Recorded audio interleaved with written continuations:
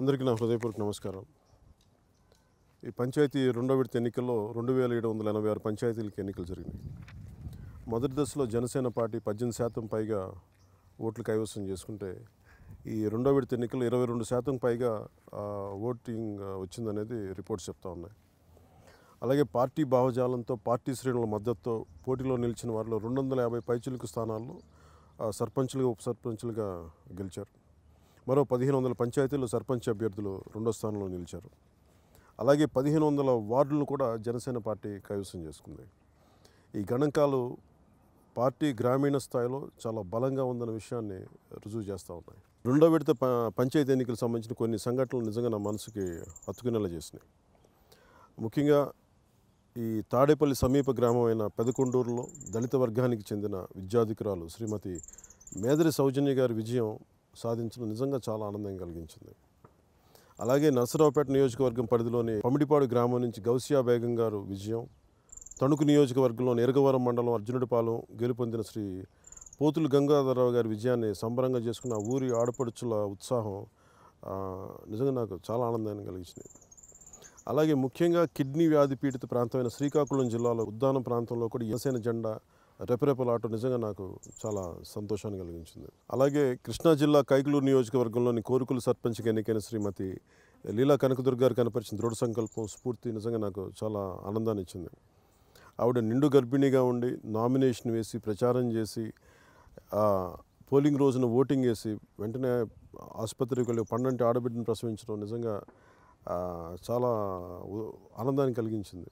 ఒక మహిళ తన గ్రామం కోసం, తన పంచాయతీ కోసం ఎంత కష్టపడిన విధానం నాకు నిజంగా చాలా స్ఫూర్తిదాయకంగా అనిపించింది. దీన్ని ప్రతి జన సైనికుడు, ప్రతి ఆడపడుచు, ప్రతి వీర మహిళ దీన్ని స్ఫూర్తిదాయకంగా తీసుకోవాలి. అలాగే గెలిచిన ప్రతి ఒక్కరు కూడా, ప్రతి ఆడపడుచు కూడా నాకు మీరందరూ చాలా స్ఫూర్తిదాయకంగా నిలబడ్డారు. ఇది మన ఆంధ్రప్రదేశ్ రాష్ట్రానికి, కేరళకి చాలా తేడా ఉంది. అంటే గవర్నమెంట్ ఒకలాంటి మజిల్ పవర్ వాడేసి అన్ని పంచాయతీలను ఏకగ్రీవం చేస్తుంది. అలాంటి ఏకగ్రీవాలు కేరళ రాష్ట్రంలో చాలా తక్కువ, అంటే ఒక పదుల సంఖ్యలో కూడా ఉండవు, సింగిల్ డిజిట్లో ఉంటాయి. కానీ ఆ పోటీతత్వం ఉండాలి. ఇక్కడ ప్రజలందరూ అంత ఏకగ్రీవాలు మంచిది కాదు, 2 గ్రూప్స్ ఉండాలి ప్రతి దాంట్లో. ఎందుకంటే అప్పుడు ఉంటేనే గ్రామానికి, గ్రామ ఆర్థిక వ్యవస్థకి మరింత మేలు జరుగుతుంది. గ్రామీణ భారతం అనేది చాలా ముఖ్యమైనది. పల్లె కన్నీరు పెడుతుందని ఎవరు పాటలు రాసినా, ఎందుకంటే గ్రామీణ భారతం అంత ముఖ్యమైనది. గ్రామీణ వ్యవస్థ మన దేశానికే, అది ఆర్థికంగా బలంగా ఉంటే అది దేశం బలంగా ఉంటుంది. ఇలాంటి పరిస్థితుల్లో ఏ రాష్ట్ర ప్రభుత్వం కూడా పంచాయతీకి స్వయం ప్రతిపత్తి కల్పించాల్సిన అవసరం ఉంది. కానీ దురదృష్టం, ఎంతసేపు పంచాయతీలని అందరినీ వాళ్ళ చెప్పు చేతుల్లో పెట్టుకునేలాగా ఏ ప్రభుత్వం కూడా వాళ్ళకి స్వయం ప్రతిపత్తి కల్పించట్లేదు. అందుకని అందరూ కూడా ఏకగ్రీవానికి వెళ్ళిపోతూ ఉంటారు.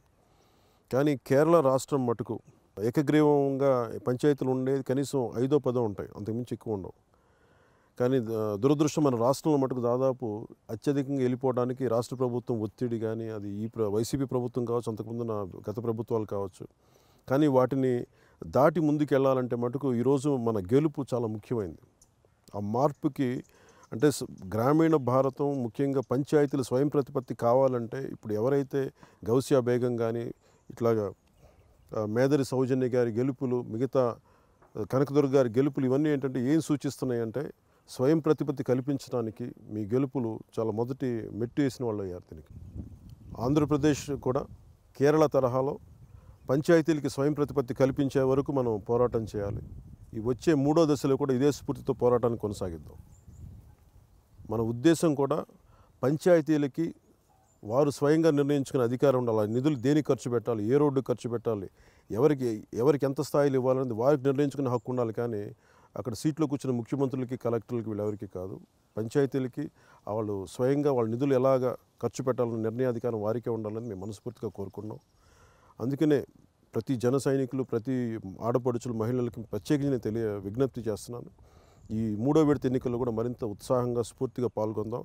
మార్పుకి, ఇదే మార్పుని ముందుగా కొనసాగిస్తూ ముందుకెళ్దాం. జనసేన పార్టీ మద్దతు గెలిచిన అభ్యర్థులందరూ కూడా వాళ్ళు గెలిచినా మా కింద ఉండేవాళ్లే, ఎవరు గెలిచినా అధికారం కానీ మా చేతుల్లో ఉంటుంది, వాళ్ళు ఏం చేయగలరు అన్నది ముఖ్యంగా వైసీపీ ప్రభుత్వం, వారి ప్రభుత్వ నేతలు అంటున్న మాటలు. అలాగే ఇవన్నీ పంచాయతీ ఎన్నికల్లో చాలా రకాల ఒత్తిళ్లు పెడతా ఉన్నారు, బెదిరింపులు చేస్తూ ఉన్నారు, ప్రలోభాలు పెడతా ఉన్నారు. కానీ ఇన్ని పరిస్థితులను తట్టుకొని కూడా యువత నిలబడటం, ఆడపడుచులు నిలబడటం నిజంగా చాలా స్ఫూర్తిదాయకం. మీ అందరికీ ప్రతి ఒక్కరికి పేరు పేరున నా అభినందనలు తెలియజేసుకుంటా ఉన్నాను. అలాగే గ్రామ వాలంటీర్లకి ఎమ్మెల్యేలు హుకుం జారీ చేసి వారి వారి పరిధిలోని ఓటర్లని అధికార పక్షానికి వేయించాలి, లేకపోతే వెయ్యని వాళ్ళకి ఇళ్ల పట్టాలు ఇవ్వం, లేదంటే గవర్నమెంట్ పథకాలు రావని చెప్పి రకరకాల బెదిరింపులు వస్తూ ఉన్నాయి. అలాగే ఎవరన్నా వారికి ఎదురెవరు నిలబడ్డాక ఆ వ్యక్తులని కిడ్నాప్ చేయించడం కూడా జరుగుతూ ఉన్నాయి. రీసెంట్గా కడపలో కూడా మొన్న 2వ విడత ఎన్నికల్లో ఒక మా మద్దతుదారుని కిడ్నాప్ చేయించడం అనేది కూడా చాలా బాధ కలిగించింది మాకు. నిజానికి మీకు 150 మంది సభ్యులు పైగా ఉండి, ఎమ్మెల్యేలు ఉండి, ఇంత బలమైన మెజారిటీ వచ్చిన మీరు ఎందుకు భయపడుతున్నారు? జనసేన అంటే మీరు ఎందుకు మా వాళ్ళని బెదిరిస్తున్నారు? జన సైనికులకి, ఆడపడుచులకి ఒకటే చెప్తాం, మీరు ఎవరికి భయపడకండి. మార్పు రాబోయే ముందు అధికార పక్షానికి చాలా భయం ఉంటుంది. ఆంధ్రప్రదేశ్ రాష్ట్రానికి కావాల్సిన బలమైన మార్పుని జనసేన తీసుకొస్తుంది. మీరు ఎవరికి భయపడద్దు, ఎవరి బెదిరింపులకి మీరు భయపడకండి. మీకు అండగా మేము ఉంటాం.